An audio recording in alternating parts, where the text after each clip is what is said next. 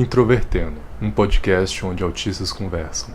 Um olá para você que escuta o podcast Introvertendo e que traz todo tipo de neurodiverso para informar neurotípicos e também os outros neurodiversos.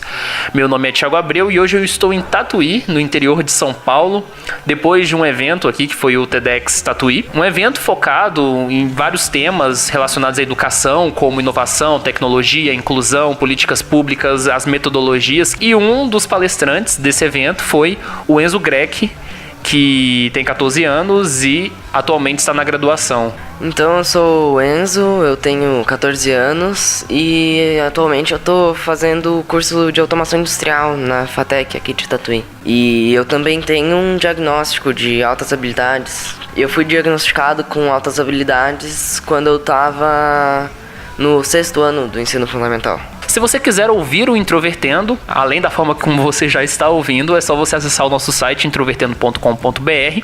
Mas se você não quiser ter que acessar site, abrir computador e tudo mais, você pode achar a gente nos aplicativos. Nós estamos no Spotify, nós estamos no iTunes, no Google Podcasts, no Castbox, no Podcast Addict, no Podcasts para o Windows Phone, se você ainda usar o Windows Phone. Então, é só você procurar a gente lá buscando por Introvertendo. E também nós estamos nas redes sociais. Nós temos nossa página no Facebook, que é facebook.com/introvertendo, no Twitter, twitter.com/introvertendo, instagram.com/introvertendo. É só pesquisar por Introvertendo nessas redes, que é bem fácil, quase ninguém usa essa palavra mesmo. E se você quiser mandar alguma crítica, alguma sugestão, falar sobre um episódio, fazer aquele seu feedback pra gente ler no final, sobre a leitura de e-mails, é só você enviar sua mensagem para ouvinte@introvertendo.com.br. E se você quiser chamar a gente para algum tipo de evento, palestra ou fazer algum tipo de parceria, você pode entrar em contato com a gente com contato@introvertendo.com.br. E por fim, nós estamos no PicPay. Se você quiser patrocinar a gente, é só ir lá no PicPay, procurar por Introvertendo e faça sua doação de qualquer valor, que nós ficaremos bastante agradecidos para poder manter esse podcast no ar. Eu acho que um dos pontos que muita gente soube assim da sua história, que foi ter conseguido entrar na graduação com 14 anos, foi o fato de você ter saído no G1 e você ter virado um meme. Só que, geralmente, esse tipo de publicação, que é o próprio meme, né? Ele é muito fugaz. Ele não tem uma vida muito grande. E sem falar que por trás de um meme, você tem uma história de vida.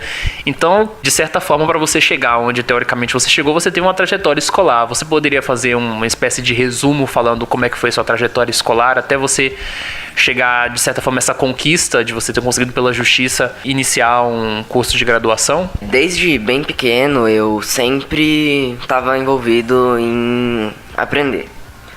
Então, eu sempre procurava saber mais, e aí foi isso que acabou me levando a prestar o vestibular. E aí eu acabei passando, aí foi uma nova etapa pra mim, porque nunca tinha acontecido uma coisa assim tão importante na minha vida.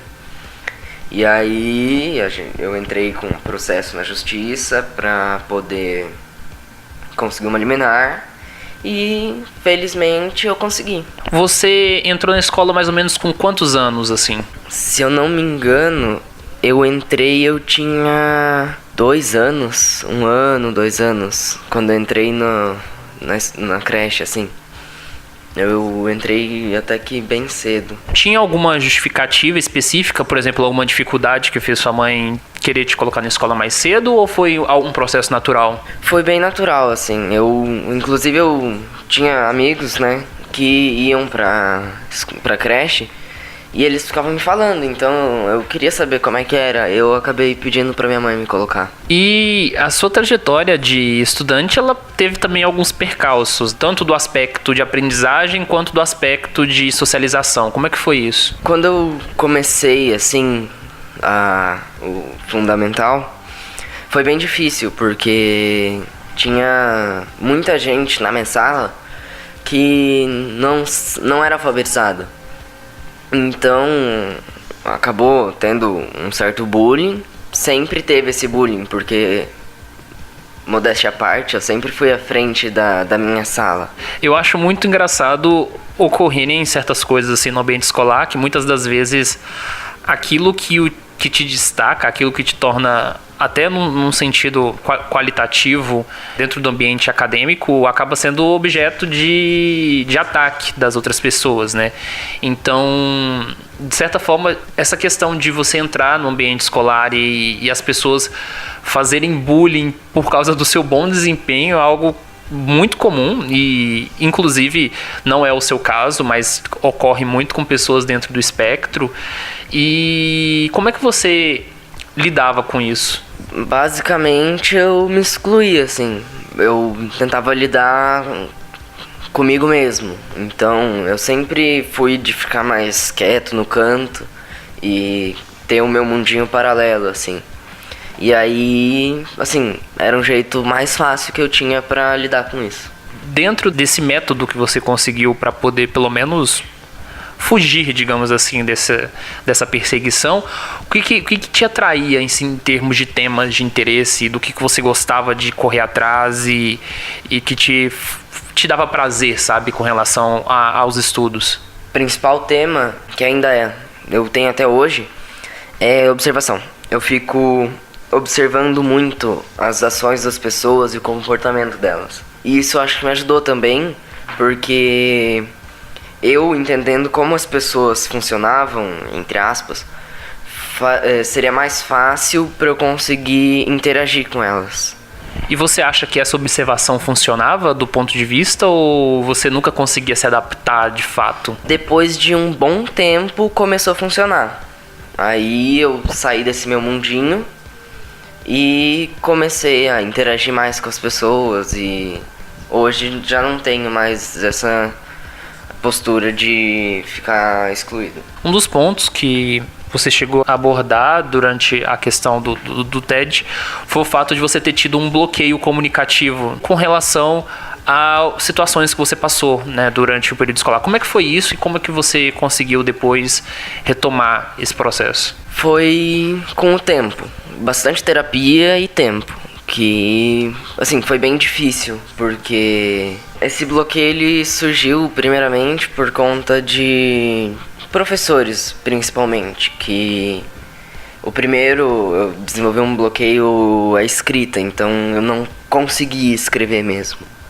Foi por conta de uma professora minha primeira professora. Ela me trancava dentro do banheiro quando eu fazia as atividades e terminava antes da aula terminar, então aí eu ficava disperso. Então ela me trancava dentro de um banheiro. E o bloqueio a conversar, assim, ser aberto, foi por conta de um outro professor que pediu pra eu levantar e me colocou na frente da sala de aula e ficou me chamando de fracassado, preguiçoso, burro, porque eu não conseguia escrever. Então, e aí a hora que eu tentei explicar pra ele por que eu não conseguia escrever, ele começou a me chamar de fracassado, preguiçoso e de burro. E várias outras coisas. Ou seja, num processo de humilhação, digamos assim, que não partia não só dos alunos, mas também dos professores. Como é que a sua família lidava com isso, assim? Porque você contava pra eles, né? Que tipo de ações eles tinham a curto prazo pra lidar com essa situação? Sempre que acontecia alguma coisa do tipo, eu avisava meus pais e eles iam conversar com a diretoria da escola. A longo prazo, eles sempre tentaram melhorar a minha postura, porque quando algum professor ele falava desse jeito assim comigo, eu gostaria pelo menos de falar de volta, tentar argumentar com o professor, só que eu não consegui. Então meus pais a curto prazo eles falavam com a diretoria e a longo prazo eles tentavam fazer com que eles me levavam em terapeutas para ver se eu conseguiria me expressar melhor. É curioso uma questão assim, porque eu nunca contei isso no podcast, mas eu também entrei na escola bastante cedo, foi com 2 anos, e aí eu estudei numa escola em que eu desenvolvi escrita e muito rapidamente, porque eu demorei para falar, e quando eu falei foi imediato, assim. E eu tinha um colega de sala que Para fugir da monotonia da sala de aula, o que a gente fazia era geralmente, às vezes, trocar tarefas. Então eu pegava o caderno dele, ele pegava o meu, eu fazia a atividade dele e às vezes eu acabava fazendo a minha também, sabe, ao mesmo tempo, e depois ficava um tempo lá sem fazer nada e eu conseguia imitar a letra dele ainda por cima, sabe, e isso causava sérios problemas, porque a professora recebia 2 atividades do meu colega, mas não sabia qual que era a dele e qual que não era. E toda vez que um estudante ele cria métodos, além de tudo, executa uma atividade muito mais rápido, aprende um conteúdo sem precisar desse processo que a gente poderia chamar de mediação, mas eu acho que não é esse o termo específico, ele parece que se sente ofendido, no sentido de que é como se ele, não sei se ele se sente inútil ou se é o ego dele que é ferido. Você tinha essa impressão com relação aos professores? Sim, porque assim dava pra perceber que eles eram bastante inseguros quanto ao conhecimento deles. Então, quando eu tinha facilidade nas atividades, era pra eles como se eu tivesse falando que eles não sabiam nada. Só que muito pelo contrário, é porque eu fazia rápido porque eles ensinaram muito bem. Só que eu acho que eles não conseguiam entender isso.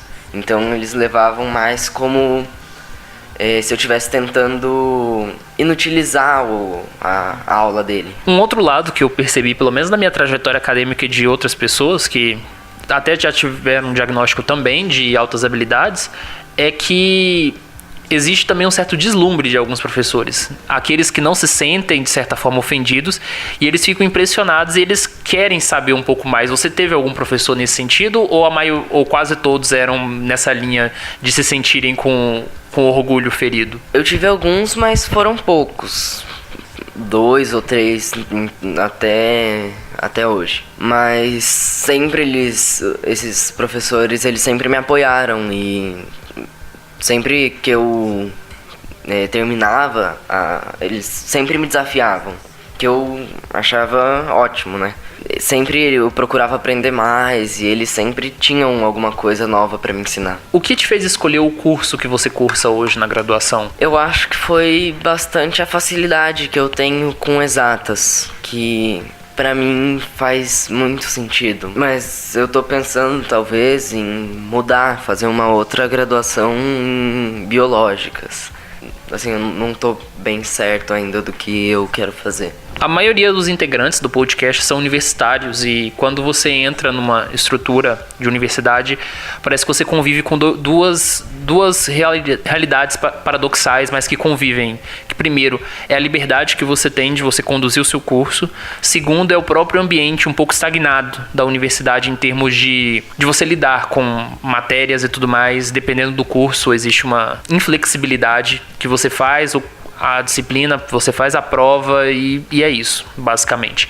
Você consegue enxergar isso no seu curso ou a sua realidade é um pouco diferente na universidade? Não, eu acho que é bem a mesma coisa, só que eu acho que não tem tanto essa liberdade que você falou.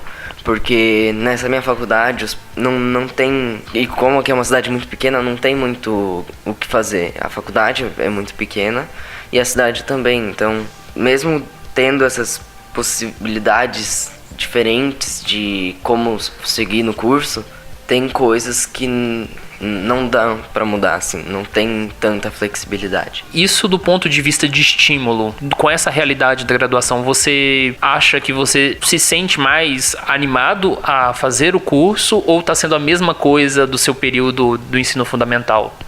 Não, eu tô me sentindo bem mais motivado, porque no período do fundamental, tudo que eu tava aprendendo era umas coisas que eu tinha mais ou menos noção.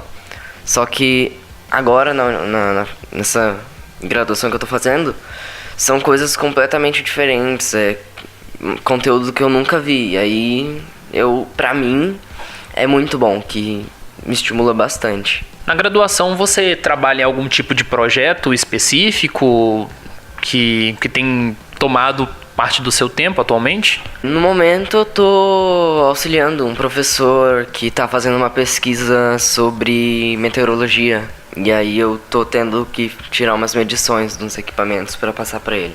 E com relação à própria questão da pesquisa, você sente um feeling para isso ou você gosta de alguma parte específica dos estudos que não seja exatamente o processo da pesquisa? Eu me vejo mais como alguém que quer ir pro mercado, porque os professores, eles inclusive dizem que eles estão lá para formar pessoas que vão pro mercado.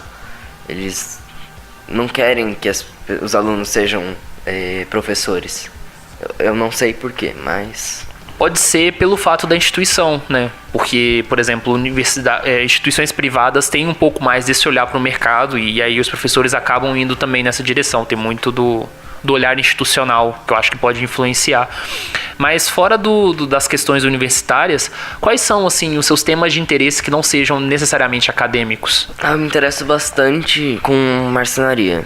É uma coisa que me fascina, porque você pega um pedaço de madeira e transforma no que você quiser. Eu acho que isso é o máximo. Eu acho essa questão dos interesses muito interessante, porque por mais que elas não sejam diretamente ligadas ao ambiente universitário, muitas vezes a forma como você se informa é por uma perspectiva de pesquisa. Então, por exemplo, na época do meu ensino médio, quando eu queria fugir dos temas da instituição que não me interessavam, eu ia e passava horas na Wikipedia lendo coisas, até o momento que eu decidi virar wikipedista, sabe? E escrever os próprios artigos e melhorar coisas que eram do meu interesse, assim.